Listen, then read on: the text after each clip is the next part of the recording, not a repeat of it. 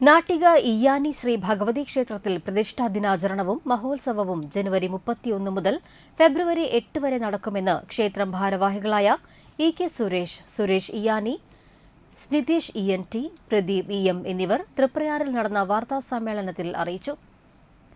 ഞായറാഴ്ച രാവിലെ 8-ന് പൊങ്കാല, ബ്രഹ്മകലശാഭിഷേകം, വൈകിട്ട് കൊടിയേറ്റ്, തിങ്കളാഴ്ച രാവിലെ നാഗപൂജ, ചൊവ്വാഴ്ച വൈകുന്നേരം 7:30-ന് തിരുവാതിരക്കളി, ബുധനാഴ്ച രാത്രി 7-ന് കാഥികൻ സൂരജ് സത്യന്റെ കഥാപ്രസംഗം, സുന്ദരികളും സുന്ദരന്മാരും, വ്യാഴാഴ്ച വൈകിട്ട് ഹനുമാൻ പൂജ, വെള്ളിയാഴ്ച ഉത്സവ ദിവസം രാവിലെ 9-ന് ശീവേലി, വൈകിട്ട് 3:30-നുള്ള കാഴ്ച ശീവേലിക്ക് 3 ഗജവീരന്മാർ അണിനിരക്കും.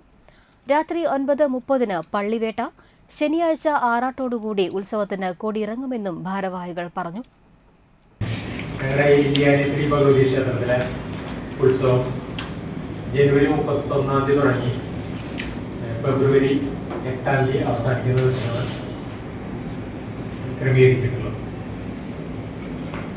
അതിൽ പ്രധാനമായിട്ട് ഫെബ്രുവരി 2 പൊങ്കാല, അത് കഴിഞ്ഞിട്ട് കലശാഭിഷേകം, വൈകിട്ട് കൊടിയേറ്റ് ഇതാണ് പ്രധാന ചടങ്ങായിട്ട് വരുന്നത്.